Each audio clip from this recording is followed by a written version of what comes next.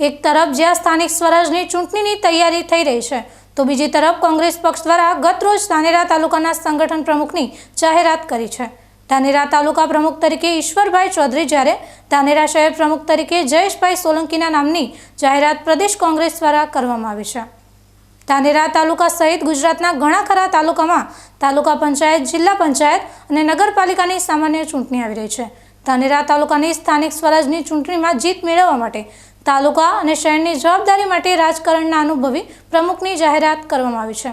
તેને લઈ આજે સવારથી શુભેચ્છકો કોંગ્રેસ પક્ષના નવનિયુક્ત પ્રમુખને શુભેચ્છાઓ આપી રહ્યા છે। ધાનેરા નગરપાલિકામાં સદસ્ય રહી ચૂકેલા જયેશભાઈ સોલંકી દલિત સમાજના યુવા નેતા તરીકે જાણીતા છે, જેઓ હવે ધાનેરા શહેર ઉપરાંત તાલુકામાં કોંગ્રેસ પક્ષને મજબૂત કરવા માટેની જવાબદારી લીધી છે। તો ધાનેરા તાલુકાના કોંગ્રેસ પ્રમુખ તરીકે ઈશ્વરભાઈ ચૌધરીની પસંદગી કરવામાં આવી છે। ઈશ્વરભાઈ વર્ષોથી રાજકારણ સાથે જોડાયેલા છે, જે બજાર સમિતિના ડિરેક્ટર રહી ચૂક્યા છે, નગરપાલિકાના સદસ્ય પણ રહી ચૂક્યા છે અને તાલુકા પંચાયતના પણ સદસ્ય રહી ચૂક્યા છે। દરેક ચૂંટણીનો બહોળો અનુભવ ધરાવનાર ઈશ્વરભાઈ ચૌધરી તાલુકાના ગ્રામીણ વિસ્તારમાં કોંગ્રેસના પંજાને મજબૂત કરવા માટેની જવાબદારી લીધી છે। ધાનેરા મત વિસ્તારના પૂર્વ ધારાસભ્ય નથાભાઈ પટેલનું માનવું છે કે સ્થાનિક સ્વરાજની ચૂંટણીથી લઈ વિધાનસભાની ચૂંટણીમાં નવનિયુક્ત સંગઠન મજબૂતી સાથે નોંધપાત્ર સફળતા હાંસલ કરી કોંગ્રેસને વિજયી બનાવશે।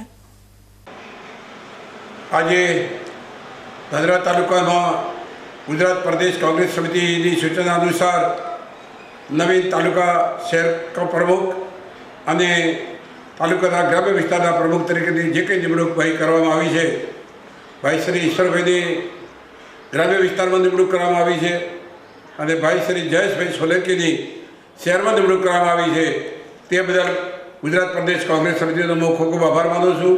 ભવિષ્યમાં આવનારી તાલુકા પંચાયત, જિલ્લા પંચાયત, નગરપાલિકાની ચૂંટણીઓમાં કોંગ્રેસ અને અમારા જે પ્રમુખો સક્રિય રીતે કામ કરી અને કોંગ્રેસની બોડી બનાવે એવી એમની પાસે પણ અપેક્ષા રાખું છું। ધાનેરા તાલુકાની જનતાને પણ મારી વિનંતી છે કે ઘણો સમય થયો છે, પરિવર્તનની જરૂર છે, તો પરિવર્તનની જોત જણાવશો તેવી શુભકામના।